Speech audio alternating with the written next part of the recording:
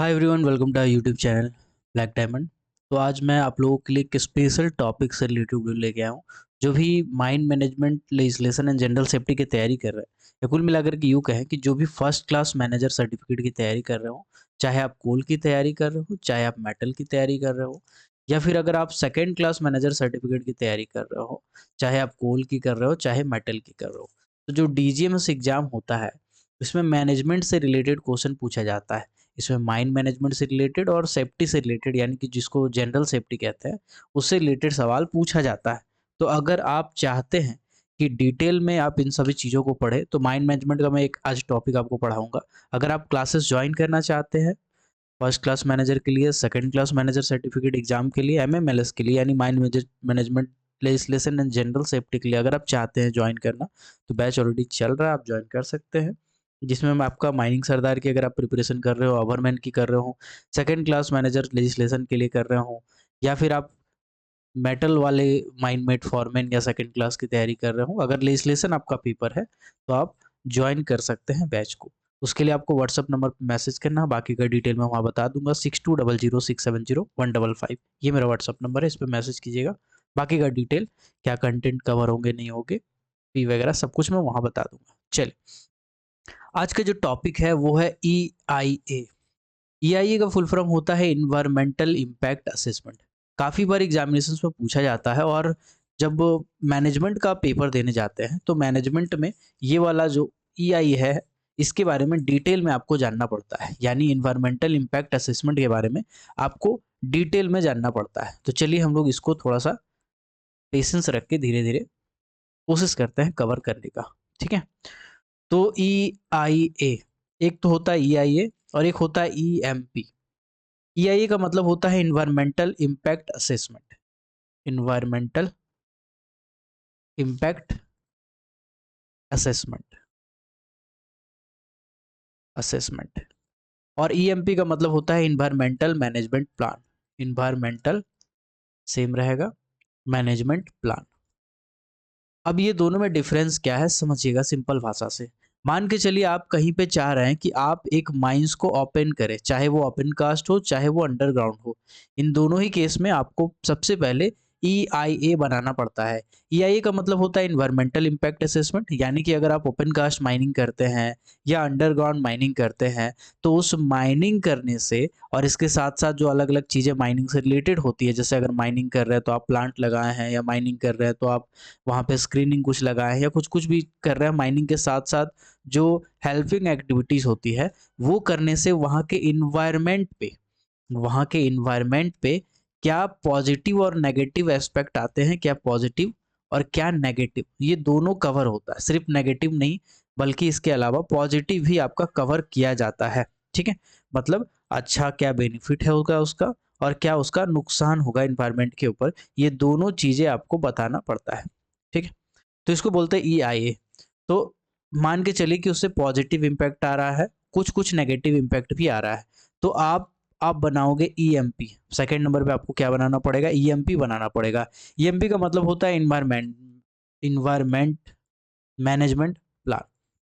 Environmental management plan में आप क्या करते हैं कि अब जो नेगेटिव एस्पेक्ट था, मतलब कुल मिलाकर के कुछ कुछ हमको जो नुकसान हो रहा था, या कुछ कुछ इन्वायरमेंट को जो आप डैमेज कर रहे थे, उसको आप कैसे मैनेज करते हैं, उसको आप कैसे ठीक करते हैं, उसका आप सब्स्टिट्यूट क्या देते हैं, उसको आप कैसे मैनेज करते हैं, इसके लिए जो प्लान बनाते हैं उसको बोलते हैं EMP। तो सबसे पहले जब कभी भी आप माइनिंग स्टार्ट करना चाहते हैं, तो सेक्शन 17 के तहत, 16 या 17 है, I am not confirm, section 17 के तहत या सेक्शन 16 के तहत आपको क्या करना पड़ता है, आपको नोटिस भेजना पड़ता है कमेंसमेंट का। नोटिस क्या भेजना पड़ता है, कमेंसमेंट का आपको भेजना पड़ता है।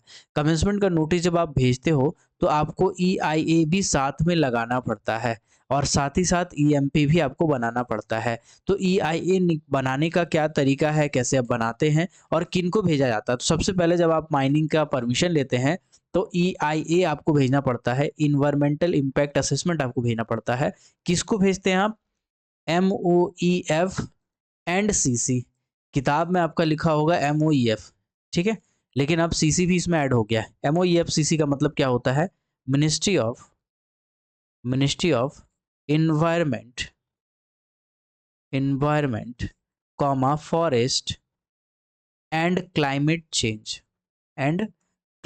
चेंज। पहले की किताबों में MOEF तक ही लिखा होगा, लेकिन अभी की किताबों में MOEFNCC हो जाएगा। मतलब जो मिनिस्ट्री होता है जिसके लिए आप परमिशन लेते कोई भी माइंस ओपन करने से पहले, जो EIA है जो इसको भेजते हैं, इसका एडवर्स इफेक्ट हो या बेनिफिट हो, सब कुछ इसमें कंटेंट रहता है किसी भी माइंस का।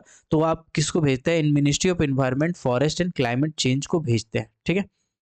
अब इसके बाद ministry of environment forest and climate change आपका EIA को देख के आपको क्या देता है? इन्वायरमेंटल क्लियरेंस देता है, इन्वायरमेंटल क्लियरेंस देता है, ठीक है।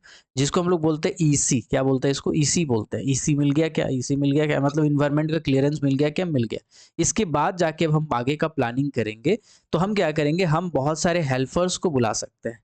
हेल्पर्स का मतलब अलग अलग जो अ, अ, क्या बोलते हैं उसको, कंसल्टेंसी वाले एजेंसी होते हैं, जैसे सिम्फर हो गया, ठीक है, जैसे क्वालिटी कंट्रोल ऑफ इंडिया हो गया, QCI जिसको बोलते हैं, जैसे CMPDIL हो गया, ठीक है। ये सब में से किसी भी संस्थान को, किसी भी इंस्टीट्यूट को, आजकल तो IIT धनबाद भी कर रहा है सब प्लानिंग, ठीक है। तो ऐसे किसी भी संस्थान को हम बुलाते हैं, और बुलाने के बाद वो हमारा इन्वायरमेंट के हो रहे नुकसान को कैसे बचाया जाए, कैसे आप मैनेज करोगे ताकि आपका प्रॉफिट भी बरकरार हो, आपका माइंड्स डेवलप भी करे, आप अच्छा खासा अर्निंग भी करो, और साथ ही साथ अपने आसपास के इन्वायरमेंट को इम्पैक्ट भी ना करो, और अगर इम्पैक्ट होता है तो उसको कैसे मैनेज करो, इसके लिए एक प्लान बनाया जाता है, इसको बोलते हैं EMP, ठीक है। आई होप ये छोटी सी चीज आपको समझ में आ गई होगी। चलिए अब बढ़ते हैं आगे। अब बेसिकली क्या है कि जब आप EIA यानी इन्वायरमेंटल इम्पैक्ट असेसमेंट भेजते हैं, तो भेजने के लिए आपको टोटल 12 डॉक्यूमेंट अटैच करने पड़ते हैं। टोटल कितना डॉक्यूमेंट अटैच करने पड़ते हैं?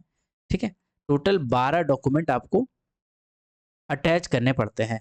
अब ये 12 डॉक्यूमेंट क्या-क्या है आपको समझना पड़ेगा। सबसे पहले तो आप माइंस का इंट्रोडक्शन भेजते हैं, ठीक है? मतलब 12 डॉक्यूमेंट में कौन-कौन से होते हैं? सबसे पहले आपके इंट्रोडक्शन होते हैं। इंट्रोडक्शन का मतलब है कि आप अपने माइंस के बारे में बता रहे हैं। क्या बता रहे हैं कि माइंस में और कौन-सा है, माइंस का प्रोजेक्ट कौन-सा है, कंपनी का नाम क्या है, कंपनी का एड्रेस क्या है, ईमेल क्या है, ठीक है? ईमेल, फैक्स, एड्रेस, है ना? ये बेसिक-बेसिक जो चीज़ें होती हैं, ठीक है? इसके बाद प्रोजेक्ट का बेसिक डिटेल आप भेजते हैं, ठीक है? कि कोल का माइनिंग है, कंपनी का नाम है BCCL, है ना? कंपनी का ओनर है कोल इंडिया लिमिटेड, कंपनी का ईमेल आईडी ये रहा, एड्रेस ये रहा, फैक्स नंबर ये रहा। तो इंट्रोडक्शन में बेसिकली आप बताते हैं कि कौन-सा कंपनी, कौन-सा, और बेसिक इंट्रोडक्शन हो गया, ठीक है? इसके बाद जो दूसरा डॉक्यूमेंट आप अटैच करते हो इसी के साथ में, वो होता है प्रोजेक्ट का डिस्क्रिप्शन। क्या होता है? प्रोजेक्ट का डिस्क्रिप्शन होता है। अब ये प्रोजेक्ट का डिस्क्रिप्शन ये क्या आइटम है, ये क्या चीज़ है, समझते हैं। सबसे पहले तो हम ये बताते हैं कि भैया हम कौन से ओर का माइनिंग कर रहे हैं, ठीक है? इसके बाद हमारा ओर का नेचर क्या है? इसके बाद हम साइज़ बताते हैं कि कितना कैपेसिटी है हमारा, क्या लोकेशन में हम माइनिंग कर रहे हैं, कितना हमारा लीज़ होल्ड एरिया है, ठीक है ना? इस रीज़न के लिए जहाँ पे हम कर रहे हैं उसके लिए कितना इम्पोर्टेंट है वो, ठीक है? मतलब मान के चलिए कि आप कोलफील्ड धनबाद झरिया कोलफील्ड की बात करें, तो झरिया कोलफील्ड में कोल पाया जाता है, ठीक है? तो कोल का उसके आस-पास में कितना प्रभाव है, इस कोल से कितने लोग डिपेंडेंट है, मान के चलिए हम कहेंगे कि 5 लाख लोग डायरेक्टली या इनडायरेक्टली कोल पे डिपेंडेंट है। उनका रोज़मर्रा जो रोज़ी-रोज़गार है वो डायरेक्टली और इनडायरेक्टली इसी कोयला पे निर्भर है, ठीक है? तो इस टाइप का जो आपका रीज़न होता है, उस रीजन पे इस ओर का, इस मिनरल का जिसको आप माइनिंग करने वाले हैं उसका कितना प्रभाव है, अच्छा प्रभाव और दुष्प्रभाव, ये सभी चीज़ें आपको बताना पड़ता है। इसके साथ ही साथ आपको लीज़ की डिटेल भी बताना पड़ता है, लीज़ के डिटेल भी बताना पड़ता है। अब यहाँ पे कभी-कभी ये क्वेश्चन पूछा जाता है कि आखिर आप अगर कोई माइन्स चाहते हैं खोलना, फॉर एग्ज़ाम्पल आप कोई कंपनी है, कंपनी का नाम ले लेते हैं ब्लैक डायमंड प्राइवेट लिमिटेड। हमने एक कंपनी बनाया जिसका नाम है ब्लैक डायमंड प्राइवेट लिमिटेड। हम एक माइनिंग कंपनी है, ठीक है। हम देखें कि जो हमारा स्टेट गवर्नमेंट था, स्टेट गवर्नमेंट जो होता है वो क्या करता है, बेसिकली स्टेट गवर्नमेंट हो या सेंट्रल गवर्नमेंट हो, ठीक है, ये आपका कोल ब्लॉक या फिर जितने भी ब्लॉक होते हैं मिनरल के ब्लॉक, इसका ऑक्शन करती है। ऑक्शन का मतलब क्या होता है? ऑक्शन का मतलब होता है नीलामी, ठीक है? नीलामी। जैसे मान के चलिए कि स्टेट गवर्नमेंट या सेंट्रल गवर्नमेंट उस जगह को बेच रही है, 1,00,000 1,00,000 ऐसे करके बेचती है ना भाई, तो उसमें जो ज़्यादा बोली लगाते हैं वो जीत जाते हैं, तो ऑक्शन में इनको मिलता है coal block. For example Black Diamond private limited ने कोई कोल ब्लॉक को ऑक्शन करके खरीद लिया, कोई ऑक्शन करके ले लिया। तो ऑक्शन करके ले लिया तो ऐसा नहीं कि ज़मीन ज़िंदगी भर के लिए उनका हो गया, नहीं भैया, उनको लीज़ पे मिला है वो। वो लीज़ कितना हो सकता है? लीज़ हमेशा स्टेट गवर्नमेंट सैंक्शन करती है, ध्यान दीजिएगा, लीज़ हमेशा स्टेट गवर्नमेंट सैंक्शन करती है, ठीक है? लीज़ हमेशा स्टेट गवर्नमेंट सैंक्शन करती है और ये 0 से लेकर के 30 ईयर तक सैंक्शन कर सकती है। पहले ये 99 ईयर हुआ करता था, लेकिन जब एमसीडीआर 1988 एक तो ये था, इसके बाद एक था एमएमडीआर जो कि 2021 में बदला गया और इस बदलाव में इसको चेंज कर दिया गया कि आप 99 साल की जगह स्टेट गवर्नमेंट में मात्र 30 साल तक के लिए उस ज़मीन को लीज़ पे ले सकते हैं। अब ज़मीन को आप लीज़ पे ले लिए हैं, ठीक है? अब लीज़ पे ले लिए हैं तो आपको पूरा डिटेल आपको देना पड़ेगा कि क्या-क्या आप उसके उस ज़मीन में पाया गया है। कोई तालाब है, कोई क्या है, नहीं, पूरा डिटेल में देना पड़ेगा कि रोड क्या है, रोड है उसमें है कि नहीं, रेलवे लाइन है क्या, है ना? इवन आप एक तरह से कह सकते हैं कि एक डिजिटल मैप आपको अटैच करने पड़ेंगे। डिजिटल मैप मतलब जैसे ऑटोकैड सॉफ्टवेयर है या बहुत सारे सॉफ्टवेयर है, उससे हमको एक तरह से उसका 3 डायमेंशनल एक मैप निकालना पड़ता है या 2 डायमेंशनल मैप निकालना पड़ता है जिसमें और मिनरल बॉडी के आउटलाइन वगैरह सब कुछ शो होता है और उसके बाद फिर आप उसको EIA में अटैच करते हो। तो हमने अभी तक क्या बताया, मैं आपको फिर से बता दूं। EIA का मतलब होता है इन्वायरमेंटल इम्पैक्ट असेसमेंट। इसके बाद इन्वायरमेंटल इम्पैक्ट असेसमेंट बेसिकली क्या होता है, उस माइंस के खुलने से उसके आसपास में क्या बेनिफिट होंगे, क्या पॉजिटिव इम्पैक्ट आएगा, क्या नेगेटिव इम्पैक्ट आएगा, उसके बारे में पूरा डिटेल रहता है, उसे हम EIA कहते हैं। और नेगेटिव इम्पैक्ट को मैनेज करने के लिए जो हम ईएमपी बनाते हैं, इन्वायरमेंटल मैनेजमेंट प्लान, उसको ईएमपी कहते हैं। इसके लिए हम जब EIA बनाते हैं तो हम इसको ministry of environment forest and climate change के पास भेजते हैं अप्रूवल के लिए, जिसको हम लोग बोलते हैं EC यानी इन्वायरमेंटल क्लियरेंस। इन्वायरमेंटल क्लियरेंस लेने के लिए हम कभी भी कोई भी थर्ड पार्टी का सहारा ले सकते हैं, जैसे सिम्पर हो गया, क्वालिटी कंट्रोल ऑफ इंडिया हो गया, CMPDIL हो गया, IIT धनबाद हो गया, इन सब का हेल्प लेके हम बनाते हैं। जो EIA हम भेजते हैं उसमें टोटल 12 डॉक्यूमेंट अटैच करने होते हैं, जिसमें पहला नंबर पे हमारा इंट्रोडक्शन डॉक्यूमेंट होता है, जिसमें हम वो और बेसिकली कौन सा और का मिनरल कर रहे हैं, प्रोजेक्ट का हल्का फुल्का डिटेल, कंपनी कौन सा है, कंपनी का क्या काम है, कंपनी का कुछ एक्सपीरियंस है क्या, पहले कंपनी ये सब काम कर रही थी क्या, ईमेल आईडी, फैक्स, एड्रेस वगैरह पूरा अटैच करते हैं। इसके बाद हम लोग प्रोजेक्ट का डिस्क्रिप्शन, जैसे ओर का साइज क्या है, नेचर क्या है, साइज, लोकेशन, रीजन, अगर हम उस जगह पे इस ओर का माइनिंग कर रहे हैं तो उससे उस माइनिंग से होने वाला आसपास में क्या प्रॉफिट हो सकता है, जॉब ओरिएंटेशन, जॉब क्रिएट अगर हो रहा है तो उसके बारे में भी हम लोग डिटेल में बताते हैं। इसके बाद हम आपको एक एग्जांपल दे रहे थे कि कोई भी कंपनी कैसे खरीदी जाती है, कोई भी ज़मीन कैसे खरीदी जाती है लीज़ के लिए। तो मैंने कहा कि एक कंपनी था, उसने बोली लगाया, ऑक्शन सेंट्रल गवर्नमेंट या स्टेट गवर्नमेंट दोनों कर सकती है, लेकिन जो ज़मीन लीज़ पे एग्रीमेंट करती है, वो हमेशा स्टेट गवर्नमेंट ही करती है। स्टेट गवर्नमेंट 0 से 30 साल के लिए एग्रीमेंट करती है, उसके बाद जाके आप उसमें माइनिंग वगैरह कर सकते हैं। अब इसमें क्या होता है, इसमें आपको एक-एक चीज़ दिखाना पड़ता है। जैसे लीज़ एरिया दिखाना पड़ता है, कितना आपका लीज़ एरिया है, इसमें आपको डिजिटल मैप भी अटैच करना पड़ता है, ठीक है? डिजिटल मैप के साथ-साथ आपको यहाँ पे कुछ-कुछ चीज़ें और दिखानी पड़ती है। बेसिक जो हो गया जैसे रोड्स वगैरह अगर हैं या कुल मिलाकर के कहें तो आपको मैप भी दिखाना पड़ता है। इसके बाद मैप के साथ-साथ उसके आस-पास में कोई रोड अगर है, नेशनल हाईवे वगैरह कुछ है, ठीक है? रेलवे अगर है, ठीक है? या कोई वाटर बॉडी है, बड़ा कोई वाटर बॉडी है या फिर अगर बफर एरिया है, ठीक है? बफर एरिया है तो उसके 10 किलोमीटर के सरफेस फीचर को दिखाना पड़ता है। 10 किलोमीटर के सरफेस फीचर को दिखाना पड़ता है। तो ये क्वेश्चन पूछ सकता है कि बफर एरिया में कितने किलोमीटर तक के सरफेस फीचर को और जो इंपॉर्टेंट फीचर होते हैं उनको दिखाते हैं।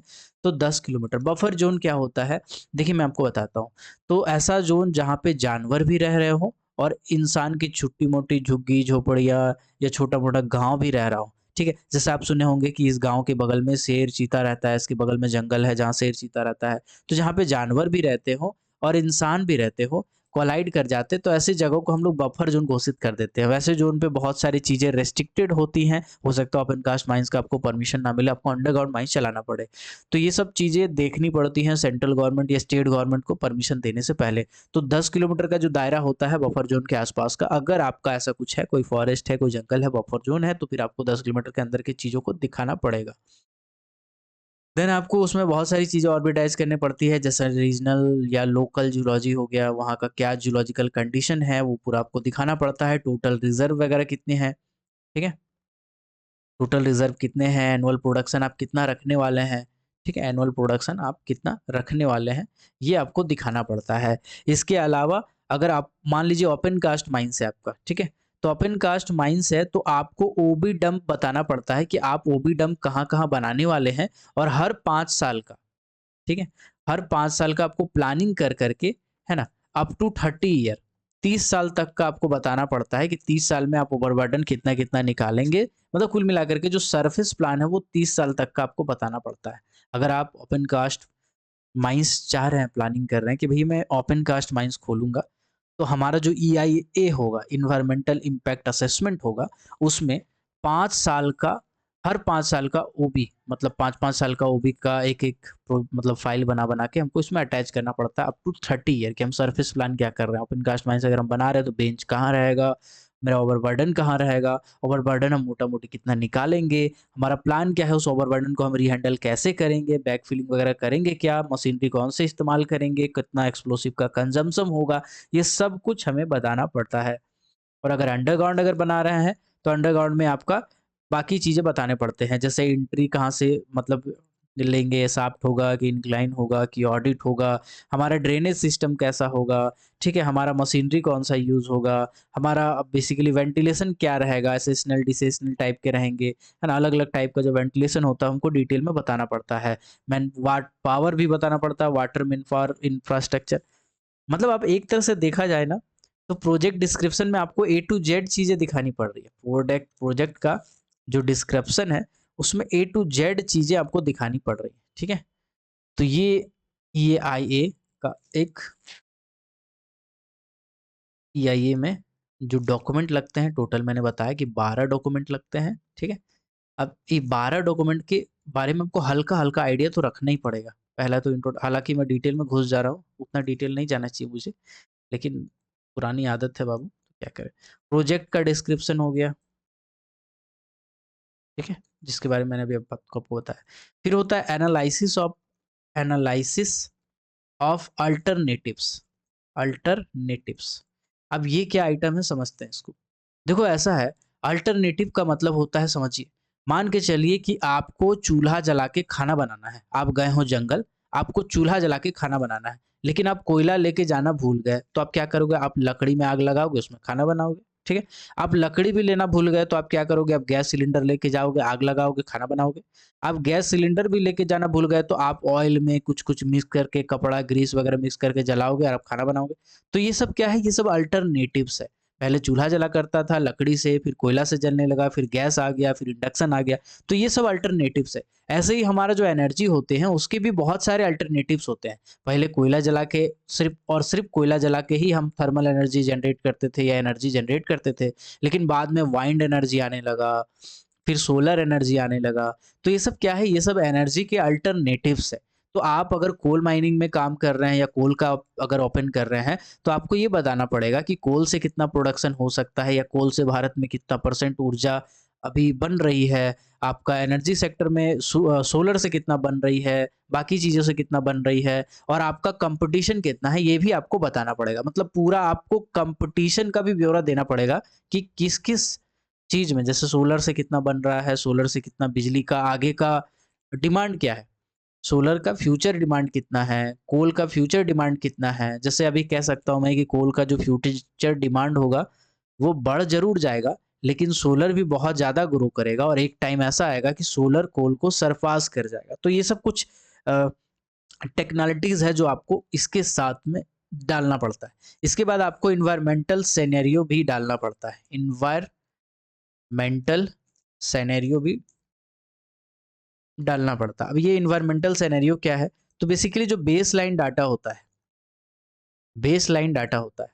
जैसे जैसे होता है फ्लोरा एंड फाउना, ठीक है? मान के चलिए वहाँ पे कोई वाइल्ड लाइफ है, ठीक है? मान के चलिए कि ऐसा कोई जंगली सियार पाया जाता है वहाँ पे, ठीक है?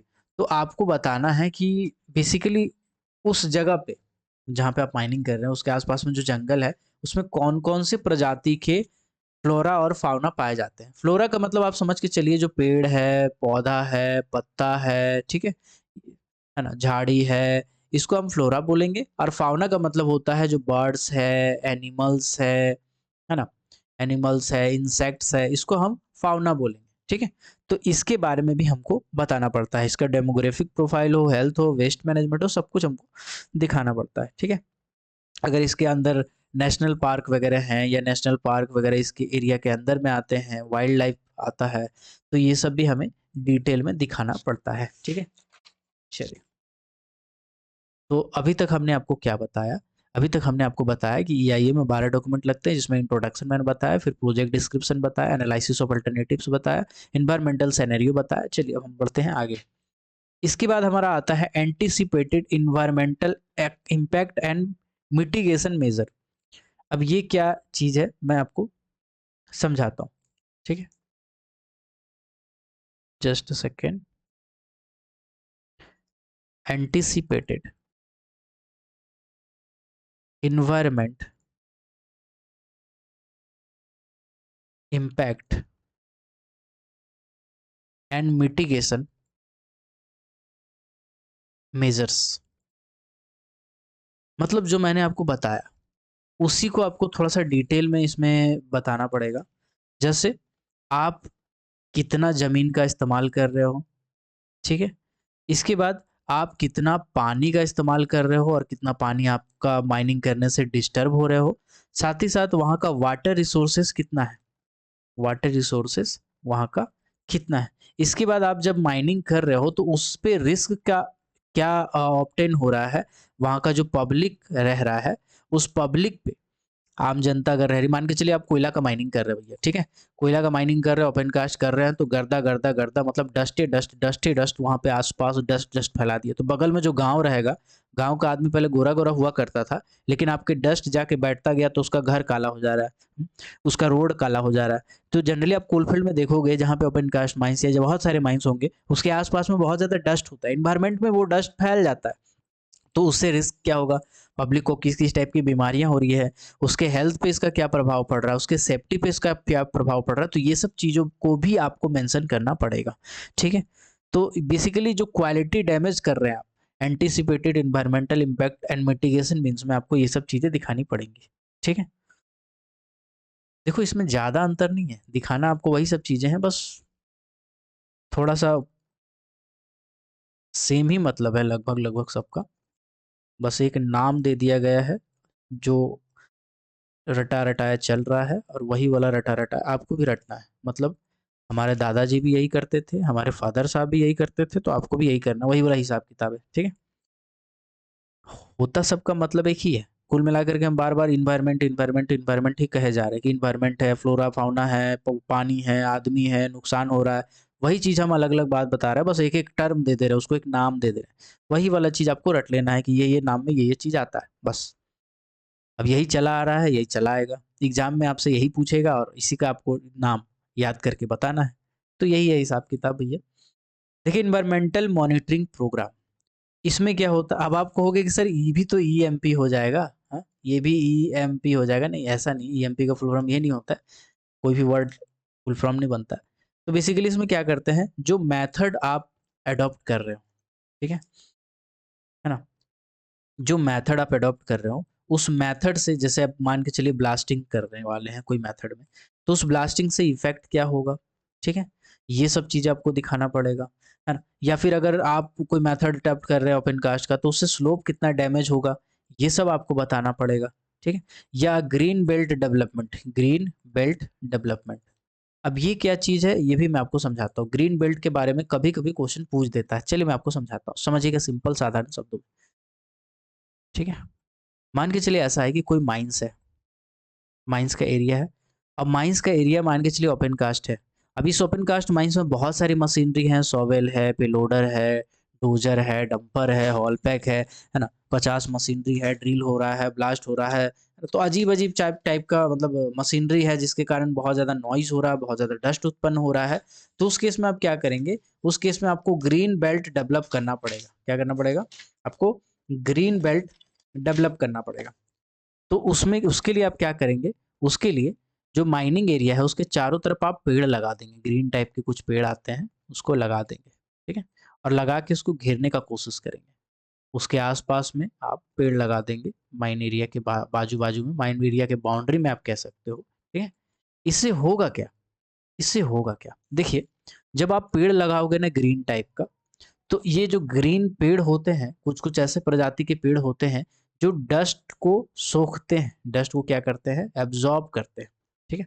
साथ ही साथ साउंड को, जो आपका नॉइज़ है ना, नॉइज़ को कम करने का काम करता है, नॉइज़ को कम करने का काम करता है। तो नॉइज़ को कम करने के लिए आप ग्रीन बेल्ट लगाते हो, ग्रीन बेल्ट लगाते हो। तो क्वेश्चन आपसे ऐसा पूछेगा कि ग्रीन बेल्ट हम जो लगाते हैं, जिसमें पेड़ लगा के माइन एरिया को घेर देते हैं, वो हम इनमें से किसके लिए करते हैं?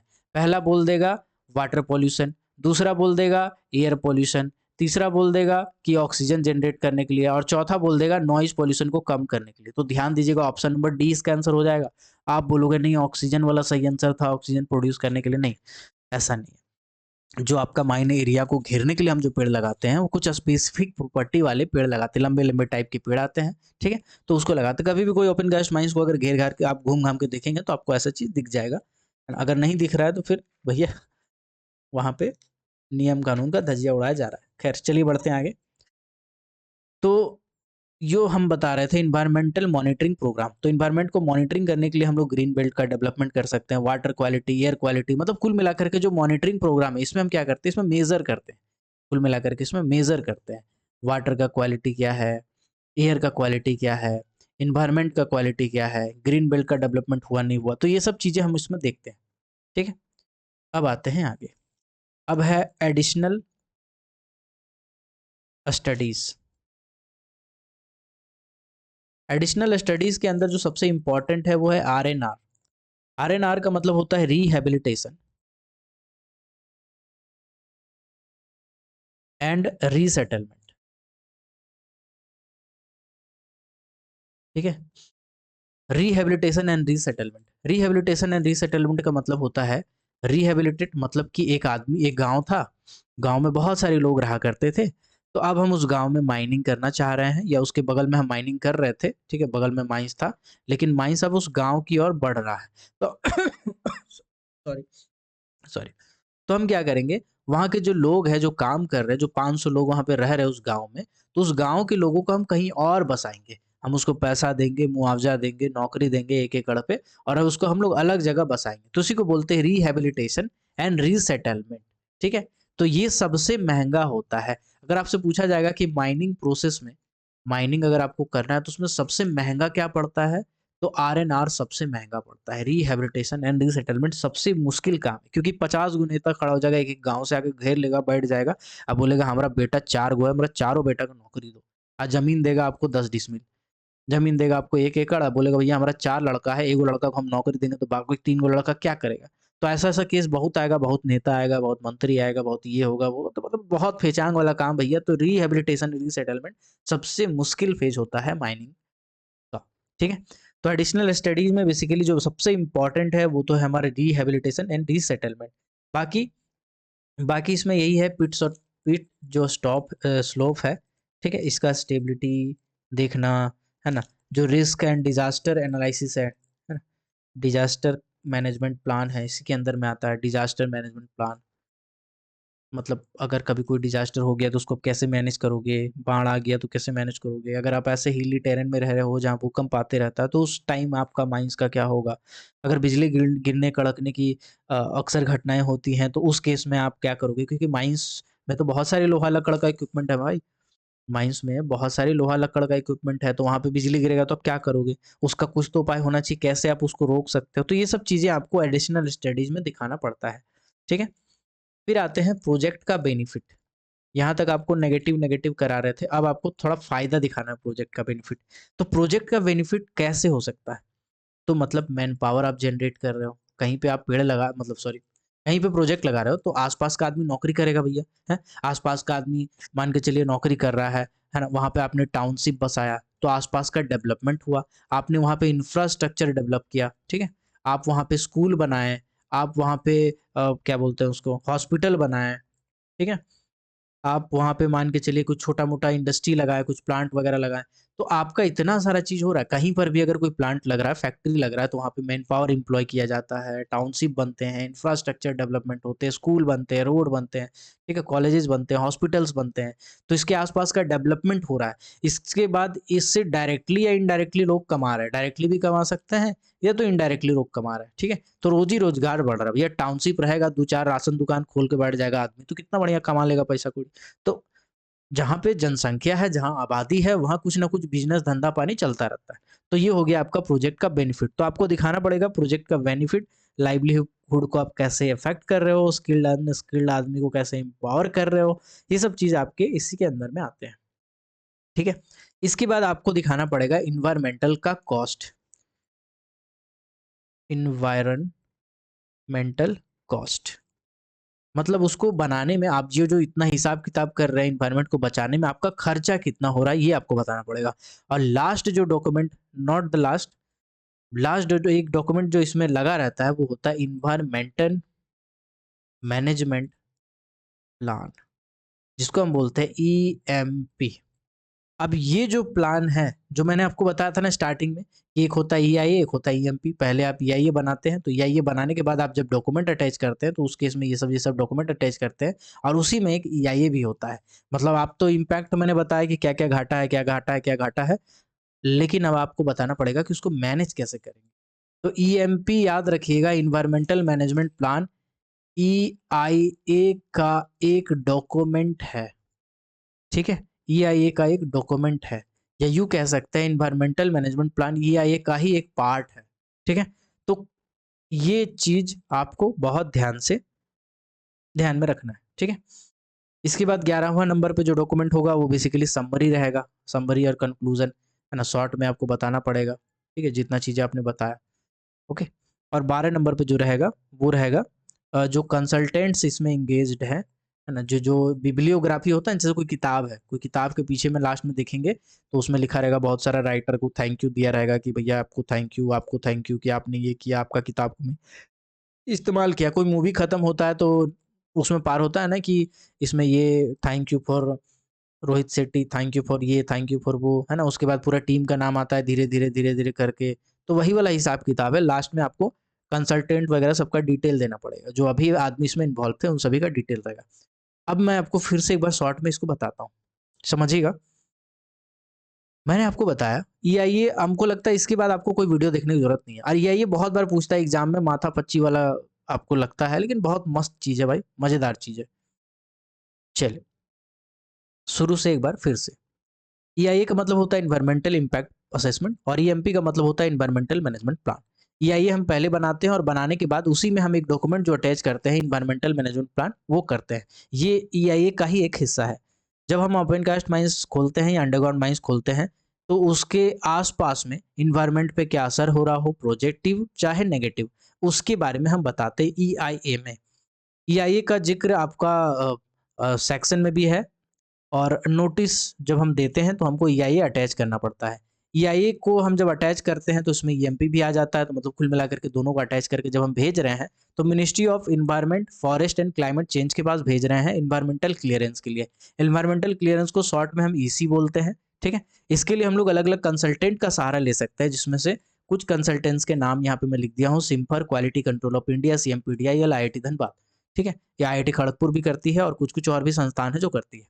ईआईए के अंदर 12 डॉक्यूमेंट टोटल आपको अटैच करने पड़ते हैं, जिसमें सबसे पहला जो डॉक्यूमेंट होता है उसमें इंट्रोडक्शन होता है, मतलब उसमें प्रोजेक्ट का नाम, कंपनी का कितना एक्सपीरियंस है, इस फील्ड में कितना साल से काम कर रही है, और भी कहीं प्रोजेक्ट है क्या, ईमेल डिटेल, एड्रेस वगैरह आपको देना पड़ता है, कौन से ओर का माइनिंग कर रहा है इसके बारे में भी लिखना पड़ता है।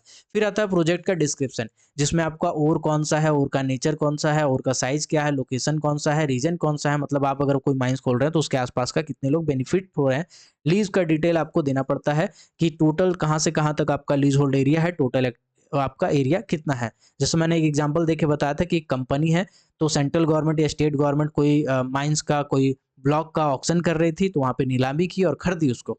खरीदने के बाद स्टेट गवर्नमेंट उसके नाम पे एग्रीमेंट करेगा, क्योंकि लीज का जो पावर होता है वो स्टेट गवर्नमेंट के पास होता है, और ये 0 से 30 साल तक के लिए एग्रीमेंट किया जाता है। इसके बाद इसके अंदर बहुत सारी चीज़ें आपको अटैच करनी पड़ती है, जैसे डिजिटल मैप वगैरह हो गया, जिसमें डिटेल में आपको दिखाना पड़ता है, रोड, लाइन वाइन जैसे होता है ना, जैसे कोई जिला का नक्शा है, तो उसमें आपको एक-एक चीज़ दिखाना पड़ता है, उसी तरह से इसमें भी दिखाना पड़ता है, ठीक है?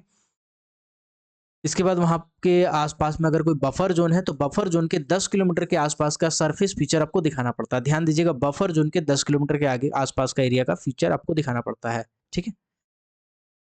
और अगर सरफेस प्लान, अगर कोई ओपन कास्ट माइंस आप बना रहे हैं, तो सरफेस प्लान में आपको दिखाना पड़ता है कि 5 साल में आप कितना ओबी हटाएँगे, रिमूव करेंगे, और 30 साल तक ऐसा प्लान आपको बना-बना के दिखाना पड़ता है। टोटल 30 साल तक का, है ना? 30 साल तक का आपका लाइफ का पूरा दिखाना पड़ता है। 30 साल इसलिए क्योंकि लीज़ होल्ड का जो स्टेट गवर्नमेंट का अधिकार होता है, वो 30 साल तक का ही होता है, ठीक है?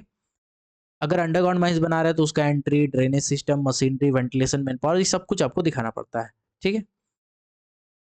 इसके बाद हमने आपको बताया कि एनवायरनमेंट का अल्टरनेटिव जो एनालिसिस ऑफ अल्टरनेटिव है, जैसे आप अगर कोयला निकाल रहे हैं, तो कोयला के साथ-साथ और कौन-कौन सी चीज़ से आप पावर का प्रोडक्शन कर सकते हैं, जैसे सोलर हो गया, वाइंड हो गया, सबके बारे में भी आपको बताना पड़ता है। एनवायरमेंटल सिनेरियो में आपको बेसिकली बेसलाइन डाटा, यानी कि फ्लोरा, यहाँ कौन-कौन से पेड़ पाए जाते हैं, कौन से प्रजाति के पेड़ हैं, पौधे हैं, पत्ते हैं, झाड़ी है, फाउना मतलब कौन-कौन से टाइप के जानवर पाए जाते हैं, उसके बारे में आपको डिटेल में देना है। अगर natural park, wild life sanctuary है, तो उसके बारे में भी आपको डिटेल में लिखना पड़ता है। इसके बाद आता है anticipated environment impact and mitigation means, इसमें जो लैंड यूज़ कर रहे हैं आप, लैंड यूज़ कर रहे हैं, जितना पानी यूज़ कर रहे हैं, हाइड वाटर रिसोर्सेज जो है, और उससे रिलेटेड जो रिस्क है, जो वहाँ के पब्लिक पे रिस्क डालता है, उसके बारे में आपको बताना पड़ता है। फिर इन्वायरमेंटल मॉनिटरिंग प्रोग्राम होता है, जिसमें आप एक-एक चीज़ को मॉनिटर करके बताते हैं, जैसे कौन से मेथड से आप माइनिंग कर रहे हैं, अगर ब्लास्टिंग से कर रहे हो तो उसका इफेक्ट क्या होगा, ओपन कास्ट से कर रहे हैं तो स्लोप का कितना डैमेज वगैरह होगा, ग्रीन बेल्ट का डेवलपमेंट जो करते हैं आप, ठीक है? इसके बारे में दिया जाता है। ग्रीन बेल्ट के बारे में मैं आपको बताया कि ग्रीन बेल्ट बेसिकली नॉइज़ को कम करने के लिए हम लोग लगाते हैं। नॉइज़ को कम करने के लिए ग्रीन बेल्ट, यानी कि जो माइन्स होते हैं उसके चारों ओर घेरते हैं।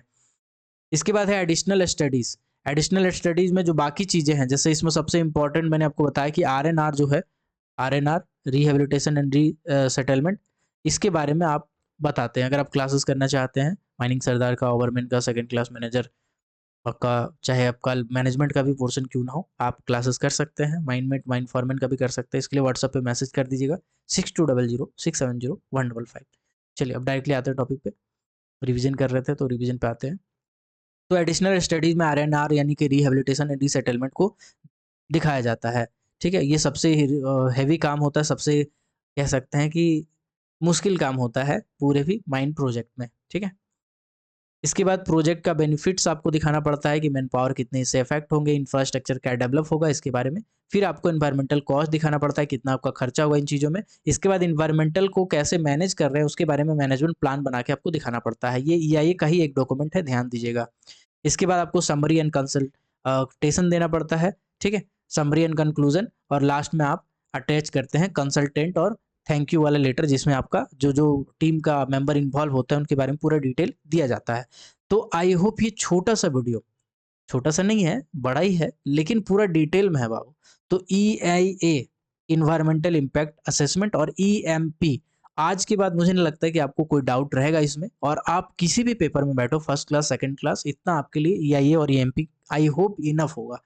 तो अगर आप क्लासेस करना चाहते हैं, तो आप व्हाट्सएप पे मैसेज कर सकते हैं, mining sirdar overman second class manager coal का, या mine mate foreman second class manager metal का, अगर क्लासेस करना चाहते हैं ऑनलाइन क्लासेस, जिसमें रिकॉर्डेड वीडियो लेक्चर से लेके सब कुछ आपको मिल जाएगा, टेस्ट सीरीज भी मिलेगा फ्री में। उसमें क्लासेस की फ़ी में ही इंक्लूडेड है वो। तो आप मुझे व्हाट्सएप पे मैसेज कर सकते हैं 6200 670 155। तो मिलते हैं अगले किसी और टॉपिक में, किसी और वीडियो में, किसी और टॉपिक के साथ। तब तक के लिए keep watching, keep supporting, till then, जय हिंद।